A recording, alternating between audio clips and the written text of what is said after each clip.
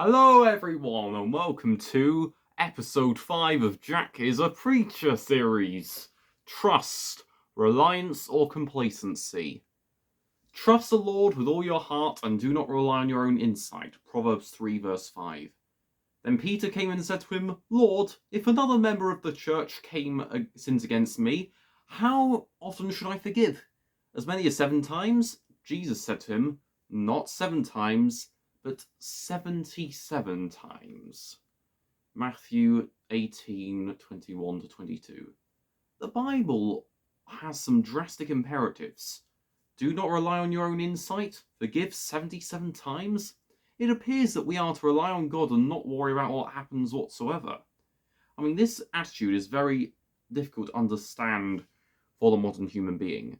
It was the French philosopher Rene Descartes, with his I think, therefore I am statement, that helped pave the way for rationalism. To put it simply, after the Reformation, Europeans had more freedom to think, therefore be, to interpret the scriptures or any other academic field in their own ways. Beforehand, people like Roger Bacon got imprisoned for differing theories on science. Yet now there was more freedom for people to discover through reason or empirical evidence. Combine this with the Industrial Revolution and every single war since, the amount of trust we put in human efforts is mind-blowing. If we don't rely on our own abilities, how can we protect our freedoms or survive in this highly technological society? I mean, I've also had the difficulties of trust and forgiveness. Because what does God want us to say for those who don't even repent? I used to have a friend, my brother's best friend, a guy we knew ever since toddler group, since our mothers first met working there. I knew him for that long, yet during adolescence, his behaviour got worse and worse every visit. Consistent swearing, fights, even headlocking me in the back seat of my own car at one point. What kept me drawn to him for so long? His birthday parties, the sleepovers we used to have, playing FIFA, Fortnite, or football. Well, what also kept me to him? That would be the Christian desire to forgive repeatedly and believe that God will make him a better person. A view I had until the headlocking incident during his 18th birthday celebrations in June 2021. This time I didn't worry about my trust in God, or what my family would think, but I swore that I would never see him again. What made me switch? Is trusting God or forgiving others at stake because of certain people or personal conflicts? Well, let's see what a commentary on Proverbs has to say about this. Verses 5 to 8 form the kernel of the instruction. This is Proverbs chapter 3. They contrast trust in God with self-reliance. The Hebrew word trust is related to the words rendered securely in 3 verse 23 and confidence in 14 verse 26. At stake is the basis of security in life, with the confidence to walk boldly without anxiety between the pitfalls and snares that lurk every step. For this, complete commitment and submission to God is key. Yes, most of this is in the way of human progress, but look at the fourth sentence. At stake is the basis of life, with the confidence to walk boldly without anxiety between the pitfalls and snares that lurk at every step. For submission to God is not as simple as giving up yourself, it's as simple as having the confidence one needs to succeed in your task, knowing that God is with you. This is much better put by David the psalmist.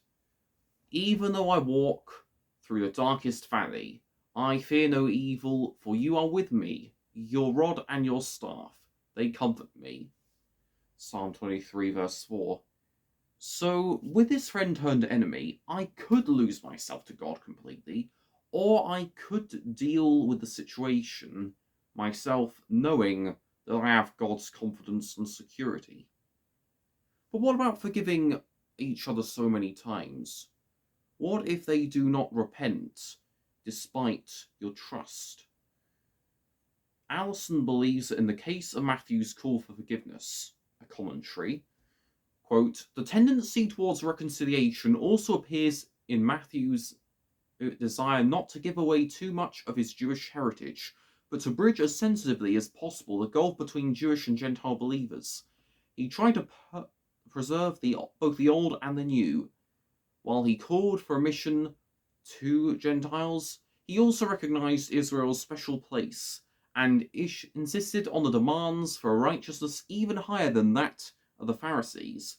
The proof of Matthew's ecumenical character is that both Jewish and Gentile Christians welcomed it as their own. It became the chief gospel of both groups. Forgiveness for Matthew was an attempt to reconcile. Not just because he fervently believed that reconciliation deserved to be an absolute, but because it was an ideal. If I'm being brutally honest, there was actually a chance that this Matthean vision would fail, and sure enough, there was the unforgivable. Just after the command to forgive 77 times, a parable where a slave is forgiven a debt to their lord, but they don't forgive a much smaller debt to someone else. Their lord exclaims, "You wicked slave, I forgave you all that debt because you pleaded with me. Should you not have had mercy on your fellow slave, as I had mercy on you?"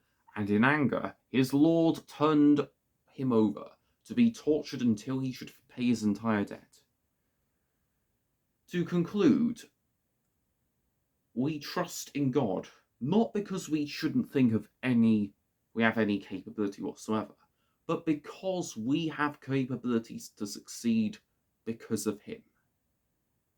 Sometimes forgiveness is only truly possible if the offenders repent and reflect a changed behaviour. That to me explains the need for trust and forgiveness to be about reliability. Any questions?